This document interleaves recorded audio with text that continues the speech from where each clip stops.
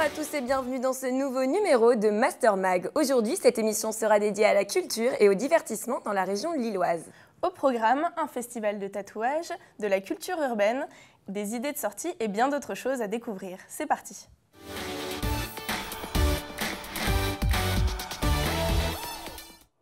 Et on commence tout de suite par un premier sujet. Ce week-end à Lille se tenait pour la première fois le Lille Tattoo Festival. Plus de 10 000 personnes étaient attendues et nos journalistes se sont rendus sur place. Un reportage signé Sophie Bizot, Charlotte Benoît et Jean-Louis Cid. Salut à tous pour ce dernier numéro de Master Mag de l'année. Nous sommes allés au Grand Sud de Lille pour découvrir la première convention de tatouage. Et pour ce faire, nous avons décidé de vous faire 5 portraits de 5 tatoueurs.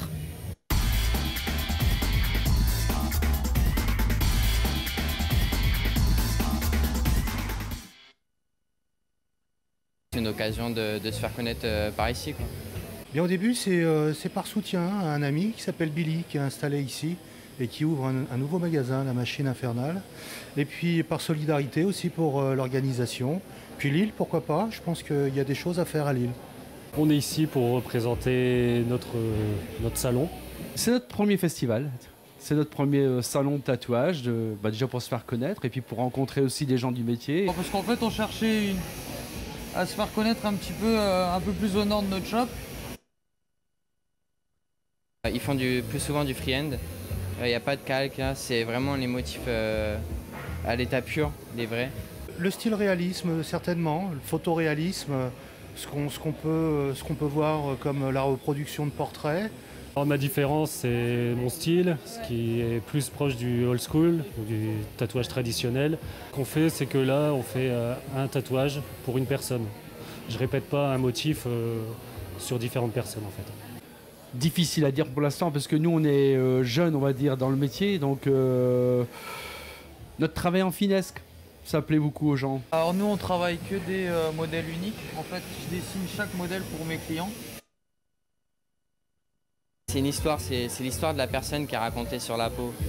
Ta personnalité qui est retransmise dans ce tatouage. Je pense que c'est un symbole fort qu'il faut pas négliger. Il y a une mode en ce moment, un engouement pour le tatouage.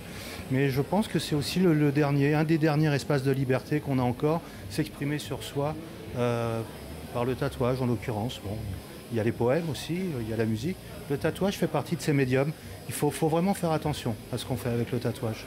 C'est des échanges, ça permet de voir plein de gens différents, de tous les milieux sociaux, culturels. Chaque jour, on apprend des nouvelles choses. Une passion, c'est d'abord une passion et on a eu la chance d'en faire maintenant notre métier. Donc voilà, on a commencé tard, mais ça y est, on a envie maintenant et on fonce. Enfin, moi, ça a découlé du dessin. Et après, c'est devenu mon métier et maintenant, c'est toute ma vie. Et comme vous pouvez le constater, cette première convention à Lille a accueilli des tatoueurs des 4 coins de la France. Mais si vous voulez une version un peu plus internationale pour vous faire tatouer ailleurs, rendez-vous à Montpellier les 8, 9 et 10 mai prochains. Sophie nous a rejoint sur le plateau. Bonjour Sophie. Bonjour les filles. J'imagine que vous avez vu des personnages haut en couleur sur ce festival. Quel est le tatouage le plus fou que vous ayez vu ? Ça dépend dans quel sens du terme. Fou, on a vu un homme qui était tatoué sur le visage, genre entièrement tatoué sur le visage. Alors ça, c'était assez impressionnant.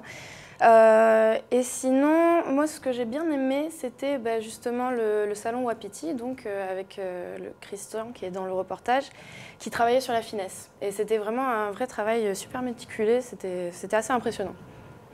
Et du coup, pourquoi vous avez choisi de faire un portrait uniquement basé sur les tatoueurs et non pas les tatoués ? Finalement, on s'est dit, c'est intéressant de parler aux gens qui se font tatouer parce que c'est toujours très intéressant de voir les gens qui osent se faire tatouer dans une convention parce que c'est un lieu public, on se montre un peu devant tout le monde. Mais finalement, les tatoueurs, vu qu'ils venaient un peu de tous les coins de France, c'était des personnalités différentes finalement, donc on s'est dit pourquoi pas un peu exposer justement ces personnalités. Et justement, il y a eu une polémique autour de ce festival parce que beaucoup de tatoueurs lillois n'étaient pas invités. Est-ce que finalement ça s'est ressenti sur le festival ? Ça s'est ressenti dans le sens où il n'y avait pas beaucoup de Lillois forcément. Le grand stand de la Machine Infernale a pris un peu le dessus finalement, c'est l'un des seuls Lillois qui se sont représentés. Et eux-mêmes ont dit, bah, nous on vient malgré la polémique, il n'y a pas de problème. Mais les gens étaient quand même au rendez-vous et je pense que pour une première convention, ça s'est plutôt bien déroulé. Ok, ben merci beaucoup Sophie. On passe à un sujet plus urbain qui concerne le rap en particulier. Il y a un mois, un concert du clan MacLeod, un crew de la région lilloise, s'est déroulé. Jack Hardy, Sado MC, La Chronique et d'autres artistes se sont retrouvés. Un reportage réalisé par Sonia Abbassi, Christopher Jolt et Wally Benia.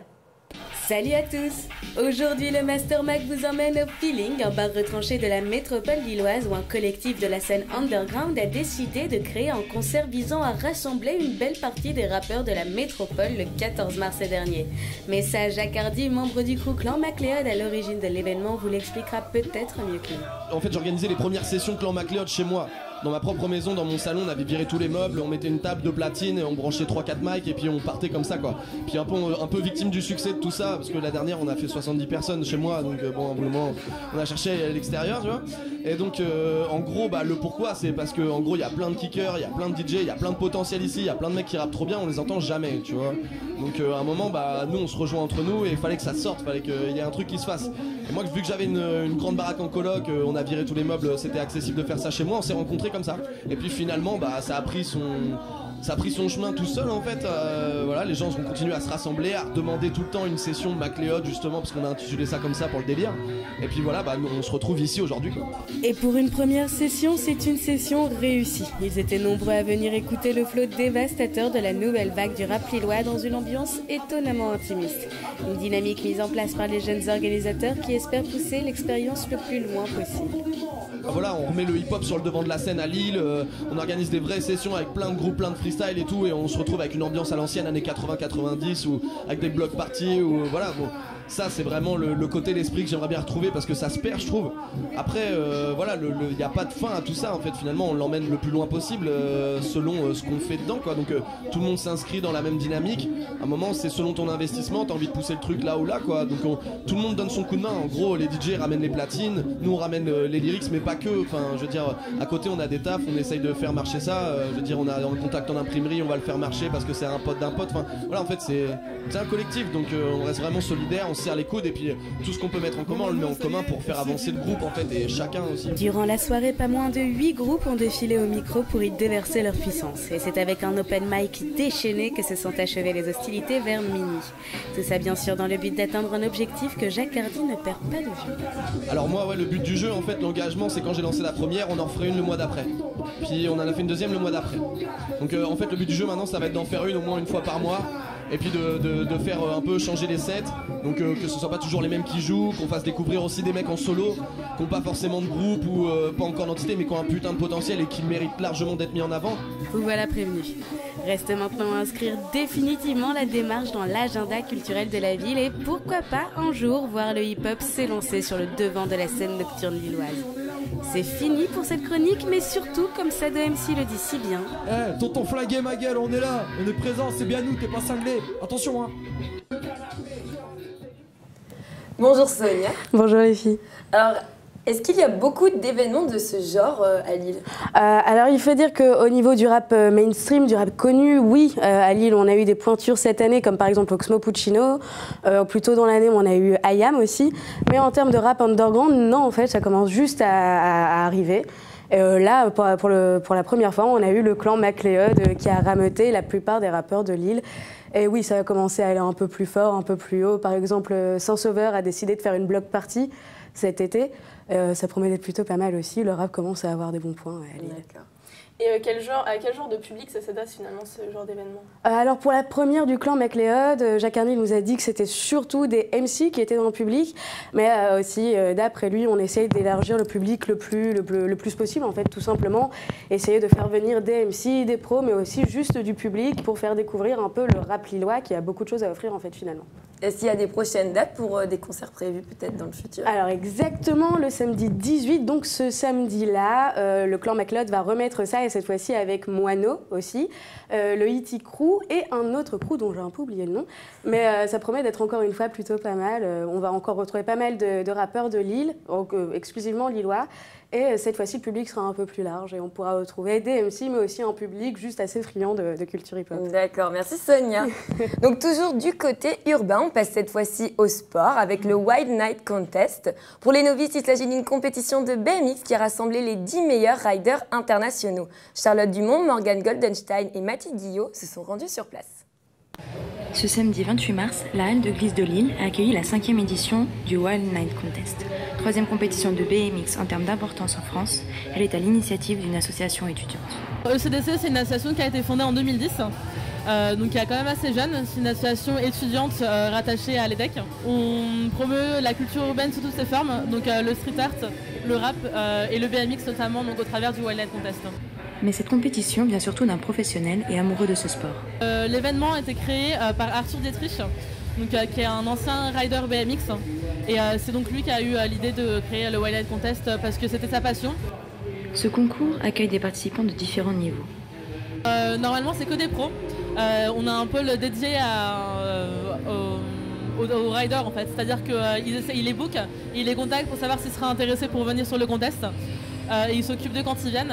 La nouveauté de cette année justement, c'est qu'on a intégré 4 amateurs à la compétition, c'est-à-dire que c'est des gens de la région lilloise qui, après un concours notamment sur Facebook qu'on a fait sur la page du Wild Night Contest, ont pu participer au Wild Night et confronter les pros, les riders pros. Ça met un peu de stress quand même, il y a des riders vraiment balèzes, mais je fais ce que je peux et je m'amuse, voilà. C'est la 2e année que je viens au Wild Night Contest. L'année dernière, j'ai bien aimé, c'est une bonne ambiance, ça se passe sur une soirée. Le public était content que je sois là l'an dernier, donc voilà, j'ai passé un bon moment, j'ai envie de revenir, c'est cool. Mais qui sont les jurys? Ils sont 3 jurys. C'est des professionnels, ils ne sont pas forcément des riders professionnels, mais ils y connaissent tous quelque chose. Voilà, c'est des gens qui reviennent régulièrement, ils ont l'habitude de travailler avec nous et ils aiment aussi voilà, avoir l'occasion de juger les riders, de voir ce qu'ils valent et de renouveler l'expérience tous les ans. Le BMX, comme d'autres sports, a ses critères et ses points gagnés. Mais voici comment ça se passe au Wild Night Contest. Chaque rider a fait un run de 1 minute avec un best trick à la fin. Nous, pour donner nos notes, on est sur 100. Donc on a 4 blocs qui sont notés sur 25 à chaque fois, chaque bloc.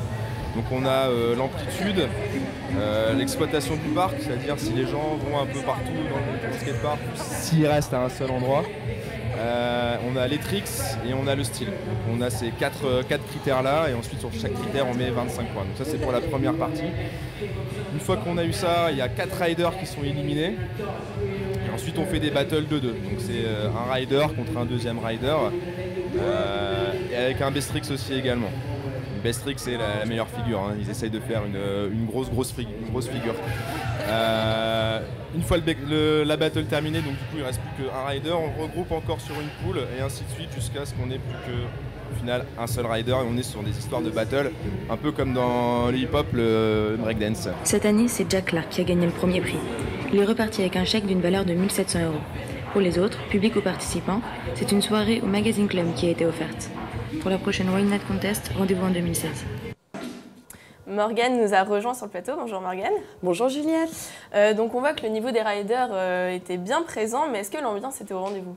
Alors oui, pour le coup, vraiment, il y avait une grosse ambiance. C'était un petit peu un esprit show américain. Show américain avec, on avait du beatbox, Maestro. Il y avait un groupe de rap qui venait de Paris, Sanic. Il y avait aussi un jeune rappeur américain de 16 ans qui était là, pour le coup, il s'appelle Lux Nidor. Il y avait vraiment une grosse ambiance. Il y avait aussi Arthur, donc celui qui animait de 18h à minuit le show, vraiment a réussi à mettre le public dedans. Il y avait peu de public parce que la configuration de la salle ne le permettait pas, mais vraiment ça se ressentait, ils le vivaient vraiment, quoi. Et celui qui était là, il y avait de l'ambiance pour le public. Vraiment, oui. Et du coup, est-ce qu'avec toutes ces figures, il y a eu des accidents ou des blessés? Bah oui, malheureusement, je pense que c'était prévisible aussi, parce qu'il y avait beaucoup de freestyle aussi.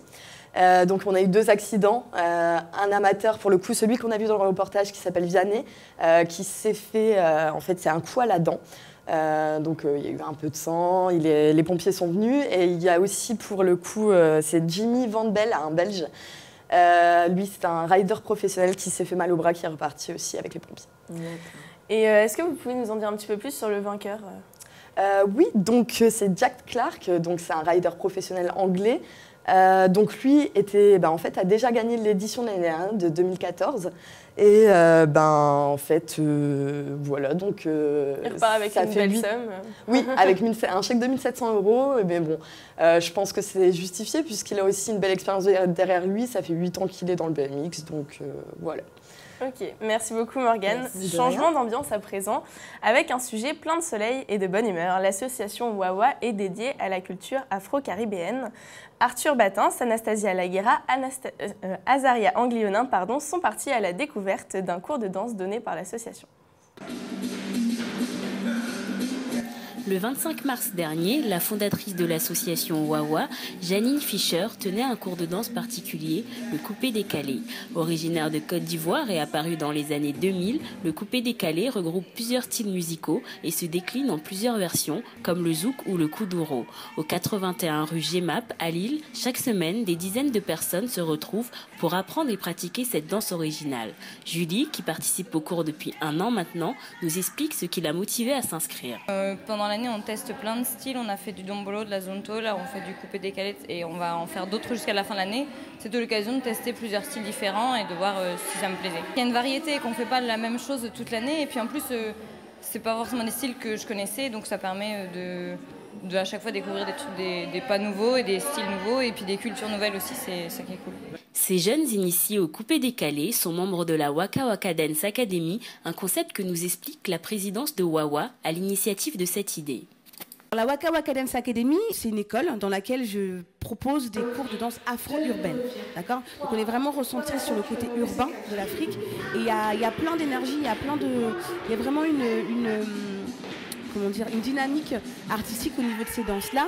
Et il se passe plein de choses au niveau sur le continent africain, et au niveau des danses urbaines. Le but étant le partage et la diffusion des cultures, des représentations ont lieu chaque fin d'année. Parce que l'idée, c'est vraiment de partager et surtout de présenter tout le travail qu'elles ont fait, parce que c'est un travail qui est assez intense, qui commence au mois d'octobre, qui se finit au mois de... Allez, on va dire fin juin, début juillet. Donc, c'est vraiment un panel de danse. Il y a un grand panel de danse. Elle voit quand même 6 styles de danse différents. Le but étant le partage et la diffusion des cultures, des représentations ont lieu chaque fin d'année. Donc du coup, dès que j'ai l'occasion de présenter, je saute sur l'occasion et voilà, on partage. Et bien évidemment, à la fin de l'année, il y a un spectacle de fin d'année où là, c'est vraiment un moment où elles peuvent présenter tout le travail qu'elles ont fait et on travaille dur pour que ce soit vraiment un moment de fête. Un long travail de pratique et d'apprentissage physique, mais aussi et surtout culturel.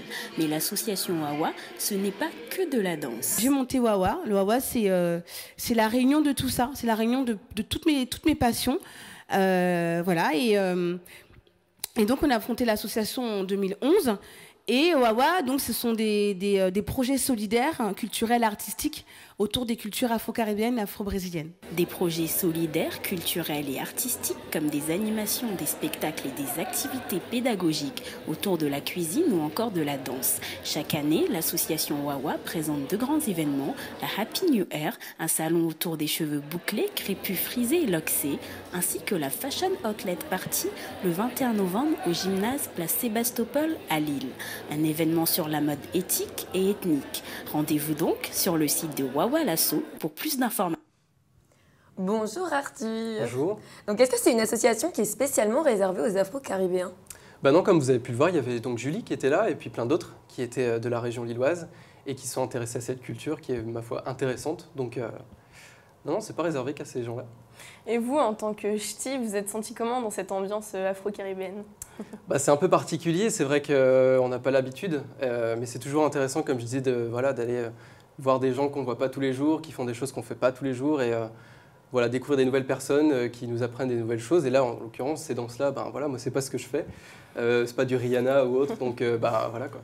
Et vous êtes essayé à la danse ou Alors non, j'ai pas essayé. J'avoue que c'est pas trop mon truc, mais pourquoi pas la prochaine fois, ouais. Est-ce que du coup, vous pouvez nous en dire un peu plus sur les événements à venir de cette asso ? Alors là, cette année, donc le 21 novembre, il y aura le Fashion Outlet Party, qui sera donc en fait un grand événement qui va mêler animation, musique, brunch, défilé de mode aussi. Donc on aura des danses, des braderies aussi. Donc on espère vous y voir. On espère y être. Donc merci beaucoup Arthur. On reste dans le loisir. Pour les curieux qui souhaiteraient découvrir l'île sous un autre angle, Marie Lemaire et nous-mêmes sommes partis tester les trallyes-balades. Cette activité propose une découverte de l'île dans la mythique Deux Chevaux. On vous laisse apprécier. L'île, 226 000 habitants, sa grande place, son beffroi, les ruelles de la vieille ville. Un lieu typique qui pourrait pourtant vous réserver de belles surprises. Thomas Delcroix, avec ses tradi-balades, propose de découvrir la capitale des Flandres comme vous ne l'avez jamais vue. Alors, tradi-balades, ce sont les visites de l'île, insolites, en 2 chevaux, avec chauffeur guide privé, donc le chauffeur qui raconte l'ensemble des anecdotes sur les monuments, sur l'histoire de la ville, sur l'architecture. Et bien sûr, il est également là pour répondre aux questions. Des anecdotes, Thomas en a à l'appel. Alors, c'est un vieux monsieur qui habite. Une fois, je l'ai rencontré, il m'a dit vous n'imaginez même pas à quel point il fait froid l'hiver et chaud l'été. Si vous voulez, il y avait autrefois 23 km de canaux qui sillonnaient la ville de Lille.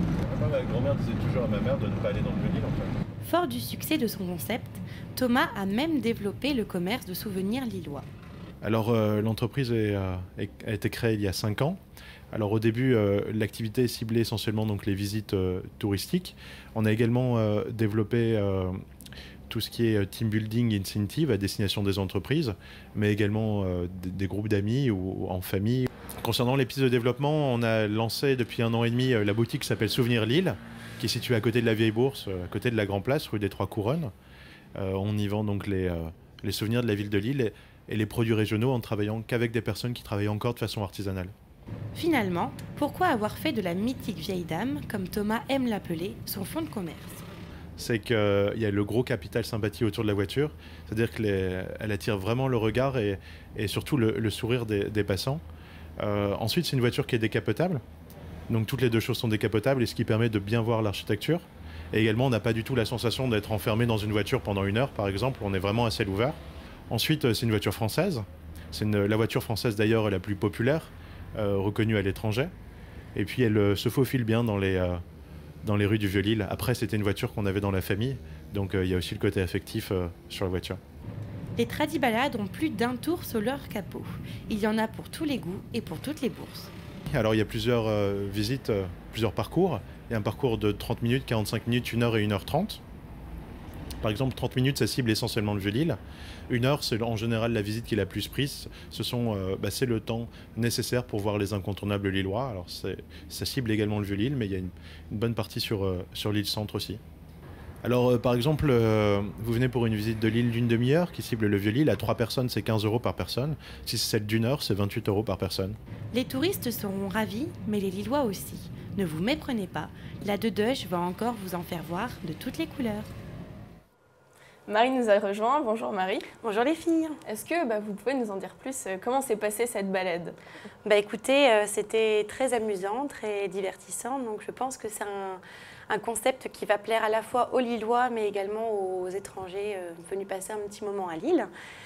Pour les Lillois notamment, ce qui est mon cas, j'ai appris à observer la ville du coup d'une manière complètement différente. Pour prendre un exemple, le bâtiment où est le restaurant Morel et Fils, en fait, il fallait l'observer, mais il y a des espèces d'obus intégrés donc à la façade. Et en fait, ils sont là pour rappeler la bataille qu'ont menée les Lillois contre les Autrichiens au XVIIe siècle. Donc du coup, c'était une manière beaucoup plus ludique finalement de jeter un œil sur notre ville. Et donc cette balade, elle est faite en 2 chevaux. Oui. Combien il y a de voitures? Est-ce qu'elles sont différentes? Oui, alors en fait, il y a 7 voitures proposées par tradi-balade et notamment, il y aura que des couleurs différentes. Et donc pour les amateurs de technique, il y a à la fois des 2 chevaux 6, des 2 chevaux 4. Et la plus ancienne date de 1977 et la plus récente, si on peut dire ça, de 1982. Donc ce sont vraiment des voitures, des véhicules qui ont vécu. Donc on a vraiment l'impression d'être dans une autre époque. Et finalement, comment on fait pour réserver une tradi-balade? Alors pour réserver une tradi-balade, il y a plusieurs options. Soit vous vous rendez sur la page Facebook ou alors sur le site internet de tradi-balade. Et enfin, la dernière option, vous pouvez vous rendre dans la boutique Souvenir, donc dont nous a parlé notre monsieur dans le reportage. Et la boutique qui se situe au 1 rue des Trois Couronnes et qui est ouverte de 9h30 à 19h30. Merci beaucoup Merci. Marie. Merci. On finit cette émission avec une sortie pour les grands comme les petits. Quoi de mieux que de se faire chouchouter pendant que vos enfants s'occupent en toute sécurité? C'est ce que propose Enfamise, une aire de jeu bien particulière. Un reportage signé Hubert Desmarais, Thomas Delphi et Megdan Arias. Qui a dit que les enfants étaient les seuls à avoir le droit de s'amuser? Ce n'est certainement pas le gérant d'Enfamise à Marc-en-Barreuil, pour qui le plaisir des enfants rime aussi avec le divertissement des parents. Le concept est simple, pendant que les bambins se défoulent, les parents peuvent s'occuper d'eux-mêmes. L'idée d'Enfamise sort de l'ordinaire et se diversifie de la concurrence. Mais nous, on a voulu faire également plaisir aux parents. Donc on a mis une salle de cinéma pour adultes, une salle de lecture pour adultes, également un salon de coiffure pour adultes et enfants, et une salle éphémère qui est derrière, qui va donc tout simplement recevoir des indépendants chaque semaine. Il va y avoir un turnover et on reçoit des indépendants qui proposent leurs produits et services. En fin de compte, le but c'est d'épanouir les enfants, mais également les parents à ne pas rester on va dire, trop fréquemment à la table, à s'ennuyer, à voir l'horloge, les aiguilles tourner. Moi-même, je suis parent de 3 enfants, donc j'allais donc auprès de la concurrence et combien de fois, malheureusement, je m'ennuyais. Et j'ai décidé donc de créer Enfamise pour penser aux parents. Une structure accueillante et des activités ludiques auxquelles certains parents et grands-parents adhèrent très largement. On allait chez dans un autre concurrent sur côté d'Auchan-Anglo, et là-bas c'était vraiment l'usine, c'était vraiment très gros. Et ici, ce qui nous plaît, c'est vraiment c'est cosy, c'est petit, c'est sympa. D'y arriver, on vient d'arriver, donc on sait pas trop, on sait même pas encore comment ça va vraiment se développer, mais on trouve ça sympa, quoi. Ça change. Moi, je trouve ça très sympa pour les enfants, pour les petits, surtout ces jeux-là. Il faut les suivre un petit peu partout, mais ils peuvent un peu courir comme ils veulent. On fait ce qu'on veut, on reste 1 heure si on a envie de rester 1 heure, on reste un peu plus, un peu moins, il y a de tout. Il y a un salon de coiffure, il y a différentes choses, même pour les parents, c'est sympa. Il y a une salle de lecture, une salle vidéo, je trouve ça sympa. Créée en février dernier, cette jeune structure gagne en affluence. Ce vendredi était le 3e depuis l'ouverture d'Enfamise, et M. Vaz observe une amélioration de la fréquentation pour une journée habituellement scolaire. Déjà, comme on peut voir, il y a également les publications sur les réseaux sociaux, mais également le bouche à oreille. Et je pense qu'au fur et à mesure, on va atteindre beaucoup plus de personnes dans les vendredis à venir, et j'espère, bien sûr. À n'en pas douter, Enfamise possède encore de beaux jours devant lui. Bonjour Thomas. Bonjour. Alors on parle beaucoup des activités qui sont proposées pour les bambins, mais quelles sont les activités pour les parents? Il y a de tout. Si vous voulez vous rafraîchir un peu la coupe, il y a un coiffeur, il y a une salle de lecture avec des lecteurs, bien sûr, de lecture pour adultes, et il y a un cinéma avec des horaires comme le cinéma, c'est-à-dire que si on veut aller voir par exemple, il y a une sélection de films qui est proposée tout simplement, et si on veut voir, je ne sais plus comment il s'appelle. Enfin bref. Si on veut voir tel film, il faut arriver à l'heure, sinon le film commence sans nous, tout simplement. D'accord. Et donc c'est une structure qui est ouverte en février. Est-ce que ça marche depuis l'ouverture? Alors le week-end, ça marche vraiment bien, et ce, grâce aux bouche à oreille, par le biais des réseaux sociaux. Le vendredi, qui est une journée habituellement scolaire, habituellement ça marche un peu moins bien, mais on constate que depuis le début du lancement, le vendredi marche de mieux en mieux, donc oui, je peux considérer que ça marche. Et du coup, où est-ce qu'on peut retrouver Enfamise et quels sont les horaires Saint-André, à Lille, donc de 13h à 18h, et c'est la même horaire tous les jours. D'accord, merci Thomas. Et c'est déjà la fin de cette émission. On se retrouve l'année prochaine pour une nouvelle saison de Master Mag. À bientôt.